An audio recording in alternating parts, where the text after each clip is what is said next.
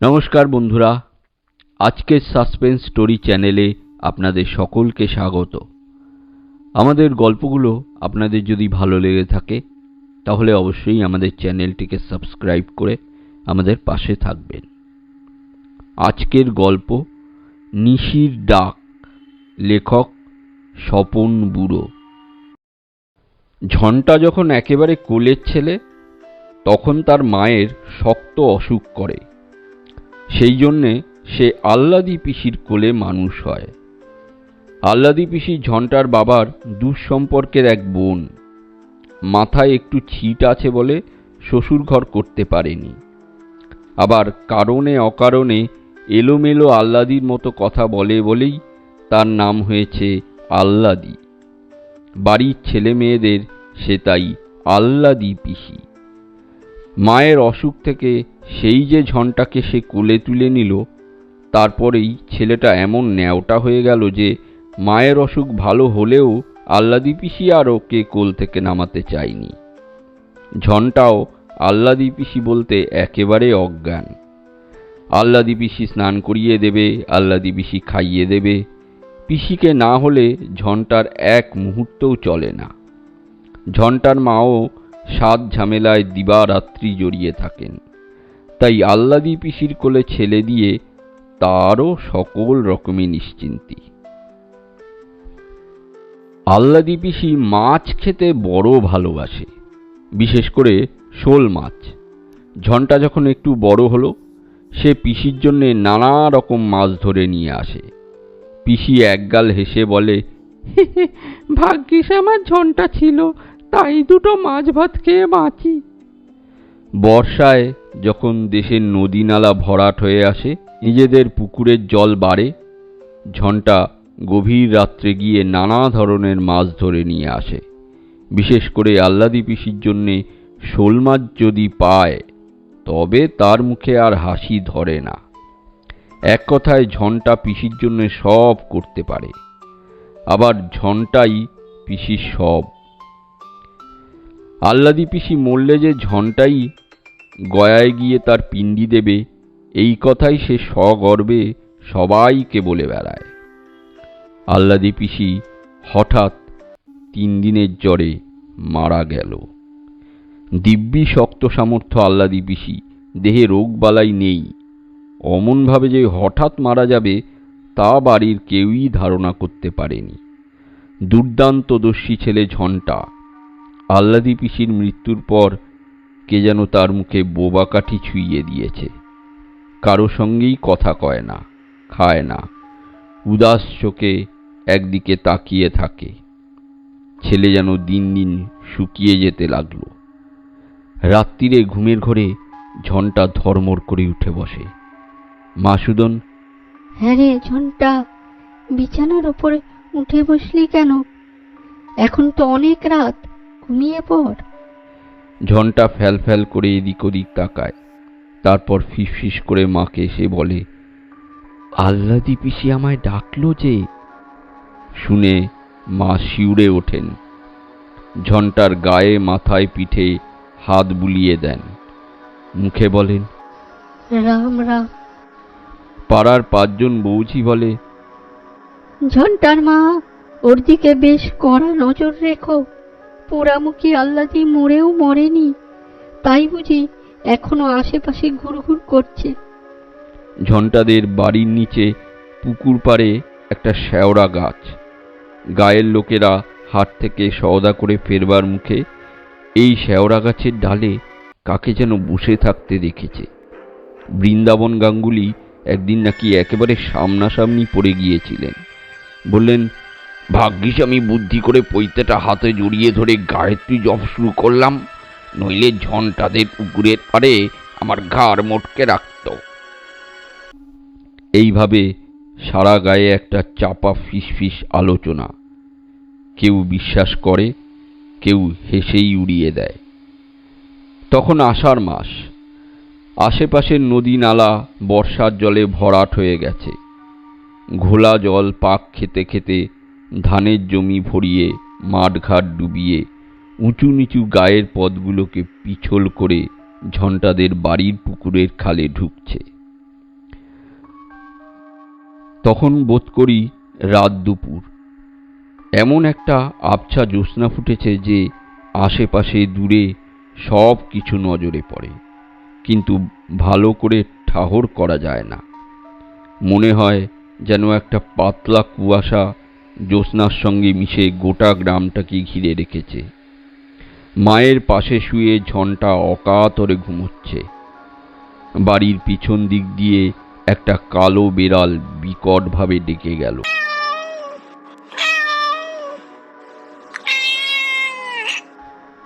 কোথায় একটা ভুতুম পাখি একটানা ডেকে ডেকে বিরক্তি জাগিয়ে তুলছে।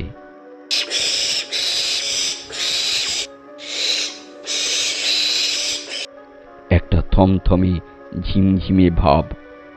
এমনি সময় ঝন্টার হঠাৎ মনে হলো ঘরের বাইরে দাঁড়িয়ে আল্লাদি পিসি ওকে ডাকছে, বলছে, ওরে ঝন্টা, শিগগির আয়, তোদের পুকুরে নতুন জল এসেছে, কত মাছ উঠেছে দেখবি, আয়, তোর পোলোটা নিয়ে আসতে বলিস না যেন। আচমকা ঝন্টার ঘুম ভেঙে গেল। সে বিছানার উপরে উঠে বসল। আশেপাশে তাকিয়ে দেখল সবাই অকাতরে ঘুমোচ্ছে। তার মায়ের ডান হাতটি ওর গায়ের ওপর ছিল। আস্তে আস্তে হাতটা সরিয়ে রাখল। কে যেন কানের কাছে বলল, দরজাটা বেজিয়ে দে ঝন্টা, নইলে ওরা জেগে উঠবে। ঝন্টা বিনা প্রতিবাদে ঘরের দরজাটা ভেজিয়ে দিয়ে হনহন করে পুকুরের ধারে চলে গেল। নিশুতি রাত, কেউ কোথাও জেগে নেই। কলকল করে বর্ষার জল ঢুকছে খালে। ঝন্টা ছপ ছপ করে পোলো ফেলছে আর রাশি রাশি মাছ ধরছে। এত শোল মাছ কোত্থেকে এলো ঝন্টা ভেবে কুলকিনারা পায় না। ও যে খালই সঙ্গে এনেছিল সেটা মাছে ভর্তি হয়ে গেল। কিসের যেন একটা পোড়া গন্ধ ক্রমাগত তার নাকে আসছিল। তার আকর্ষণে ঝন্টা সেই মাছ ভর্তি খালই নিয়ে এগিয়ে চলল। হে কি, এই যে সেই শেওড়া গাছ!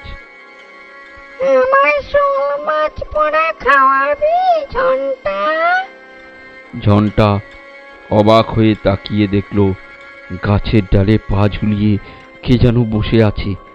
আল্লাদি পিসি না? দেখতে ঠিক সেই রকম। এতক্ষণে ঝন্টার যেন জ্ঞান ফিরে এলো। আল্লাদি পিসি তো মরে গেছে। ও তাহলে কার ডাকে এই নিশুতি রাতে মাছ ধরতে ঘর থেকে বেরিয়ে এসেছে? ভয়ে ওর মাথার চুলগুলো খাড়া হয়ে উঠল। সে প্রাণপণে চেষ্টা করলো পালিয়ে যেতে, কিন্তু পা দুটো কিছুতেই উঠছে না। শেষকালে মনে জোর এনে ঝন্টা মরিয়া হয়ে ছুটতে শুরু করে দিল। পেছন থেকে আল্লাদি পিসির কান্না শোনা গেল। ওরে ঝন্টা, শোল মাছগুলো আমায় দিয়ে যাও, আমি আর কিছু চাই না। আল্লাদি পিসির কথা যত কানে আসে ঝন্টা তত ছোটে। হঠাৎ সে দেখল একটা বিরাট লম্বা কালো লোমশ হাত শেওড়া গাছের ডালের ওদিক থেকে এসে তার হাতের মাছের খালুই ছিনিয়ে নিয়ে গেল। একটা আর্তনাদ করে ঝন্টা সেইখানে অজ্ঞান হয়ে পড়ে গেল।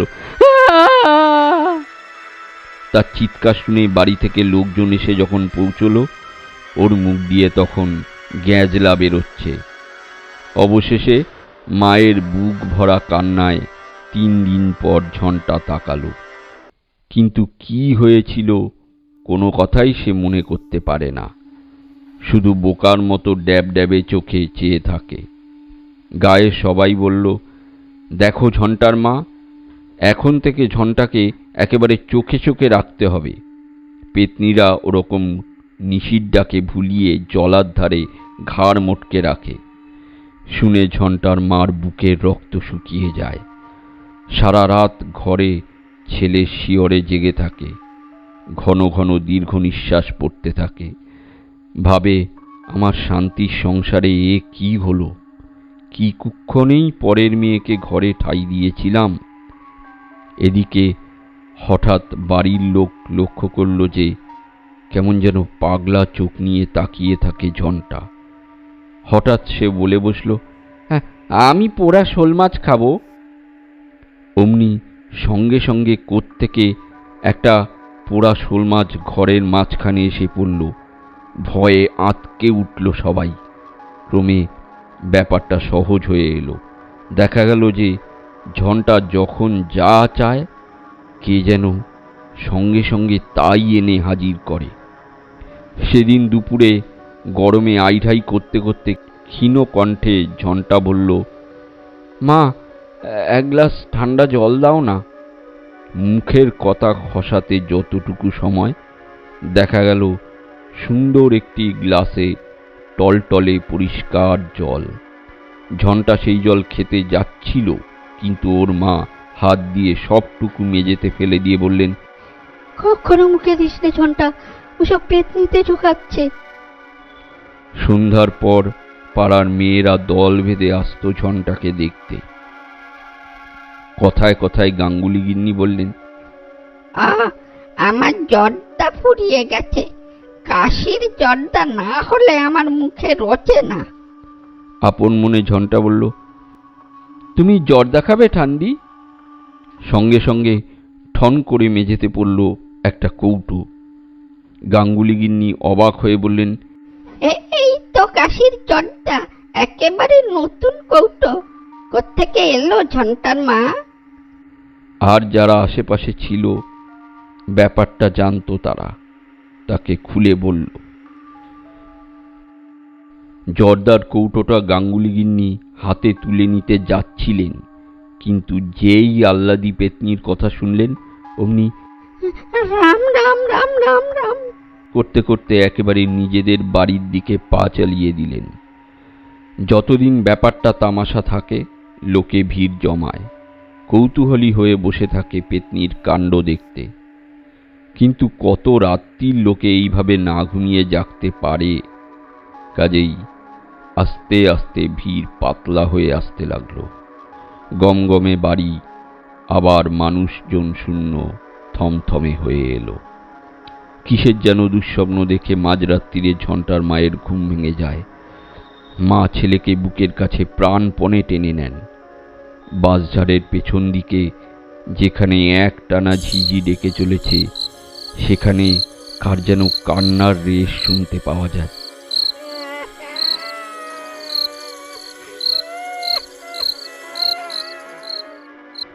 মা চমকে উঠে বসেন, ছেলের মাথায় হাত রেখে সারা রাত ধরে দুর্গা নাম জপ করতে থাকেন। কেবলই মনে হয় তার কোলের ছেলেকে কে যেন ছিনিয়ে নিতে আসছে। সেদিন সন্ধ্যে থেকে একটানা ঝিরঝিরে বৃষ্টি হচ্ছে। দূরে বনে প্রহরে প্রহরে শেয়াল ডাকছে। মনে হচ্ছে যেন ওরাও খুব ভয় পেয়েছে। পাখপাখালিরা কখন যে গিয়ে বাসায় এসে দিয়েছে সে খবর কেউ রাখে না। গেরস্ত বাড়ির গোয়ালগুলিতে গরুগুলি এমনভাবে হামলাচ্ছে যে মনে হয় অশুভ কোনো ইঙ্গিত পেয়েছে। মাঝে মাঝে কালো প্যাঁচার চেঁচানি কানে ভেসে আসছে।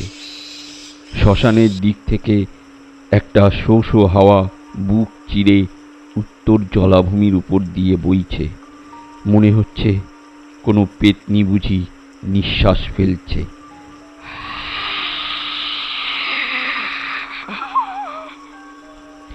গায়ের পথে আজ একটিও লোক নেই। কোনো বাড়িতে একটি ছেলেও কেঁদে উঠছে না। মনে হচ্ছে রুদ্ধ আতঙ্কে সবাই প্রহর গুনছে। ঝন্টাদের বাড়িতে আজ সবাইকে কি কাল ঘুমে পেয়েছে কে জানে। সন্ধেবেলা উনুনে আগুন পড়েনি। বামুন দিদি ঘুঁটে আর কয়লা সাজাতে গিয়ে সেখানেই ঘুমিয়ে পড়েছে। বাইরের ঘরে বাড়ির কর্তারা সন্ধে থেকেই দাবা পাশা খেলতে বসেন। তাদের চিৎকারে আশেপাশে 10টা লোক ঘুমোতে পারে না। আজ আধার ঘনিয়ে আসবার সঙ্গে সঙ্গে দাবার ছক একপাশে সরিয়ে রেখে সবাই ফরাসের উপর অঘরে ঘুমোচ্ছে। অবিশ্রান্ত বর্ষণ চলছে। তারই সঙ্গে তাল বজায় রেখে খানার ডোবার ব্যাঙেরা আসর জমিয়ে তুলছে।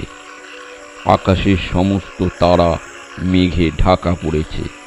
মাথার ওপর কালপুরুষ একটা সাংঘাতিক কিছু ঘটবে বলে বুঝি দম বন্ধ করে প্রহর গুনছে। ঝড়ের গর্জনে বিপদের ইঙ্গিত। মায়ের পাশে শুয়ে অকাতরে ঘুমোচ্ছে ঝন্টা।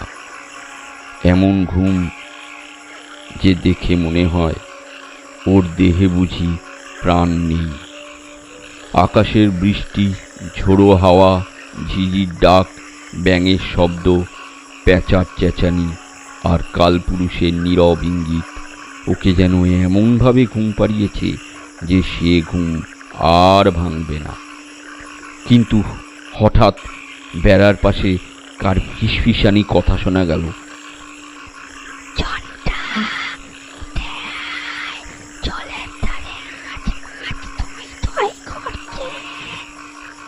ঝন্টা এক মুহূর্ত সচকিত হয়ে ওঠে। আবার সেই ফিসফিসানি আহ্বান ভেসে এলো। উদাস দৃষ্টিতে ঝন্টা উঠে বসল। কার ডাক, কোথায় যেতে হবে কিছুই জানে না, তবু সে উঠে দাঁড়ালো পাগলের মতো। আবার সেই বাঁশবনে কানাকানির মতো করে আহ্বান। হাজার পোলো কৃষ্ণে জনটা, খেপলা চালটা হাতে নিয়ে তাড়াতাড়ি আমার সঙ্গে বেরিয়ে আয়। এই প্রহেলিকাময় নিশির ডাকে সাড়া না দিয়ে উপায় নেই। ঝন্টা খেপলা জালটা কাঁধের উপর তুলে নিয়ে দরজার হুড়কোটা খুলে উঠোনে বেরিয়ে এলো। সঙ্গে সঙ্গে কানে তালা লাগানো মেঘের গর্জন আর বাদুড়ের ডানার ঝটপটি। কিন্তু মেঘের ডাকেও কারো ঘুম ভাঙল না। ছায়ামূর্তির হাতছানিতে ঝন্টা জলের দিকে এগিয়ে যায়। পথে অন্ধকার এত জমাট বেঁধেছে, তবু ওর পথ চলতে কোনো অসুবিধা হয় না। ওই যে ওখানে কত মাছ কাই মারছে, তুই দেখতে পাচ্ছিস না জনটা? এগিয়ে যা, সরে দে খেপলা জাল। অশরীরীর নির্দেশ শুনে ঝন্টা একেবারে জলার মধ্যে পা চালিয়ে দিল। তারপর কচুরি পানার মধ্যে তার দেহটা যে কোথায় তলিয়ে গেল সারা গায়ের কেউ জানতেও পারল না। শুধু ঝন্টাদের বাড়ির কালো বেড়ালটা ওর মায়ের কাছে কেঁদে কেঁদে ফিরতে লাগলো। মায়ের কাল ঘুম তবু ভাঙল না। পরদিন জেলেরা যখন ঝন্টার মৃতদেহটা জালে টেনে তুলল, সারা গায়ের মানুষজন একেবারে হুমড়ি খেয়ে পড়ল। গায়ের একজন বর্ষীয়সী মহিলা কপাল চাপড়ে বললেন, আহ্লাদি পোড়ামুখী পেতনি হয়েও ওকে ভুলতে পারেনি, তাই তো রাহু হয়ে ঝন্টাকে কোলে টেনে নিল। বহু বছর কেটে গেছে, এখনো গায়ের লোকেরা একটু বেশি রাত্রিরে জলার ধার দিয়ে যেতে ভয় পায়। মনে হয় কে যেন ওখানে কেঁদে কেঁদে এলো চুল উড়িয়ে, বুক চাপড়িয়ে ছুটোছুটি করে বেড়াচ্ছে।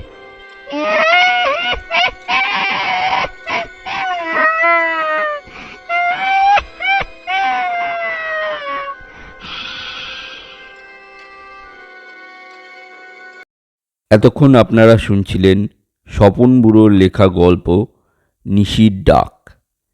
গল্পটা বা ভিডিওটা যদি ভালো লেগে থাকে তাহলে অবশ্যই লাইক, শেয়ার, কমেন্ট করে দেবেন। ধন্যবাদ।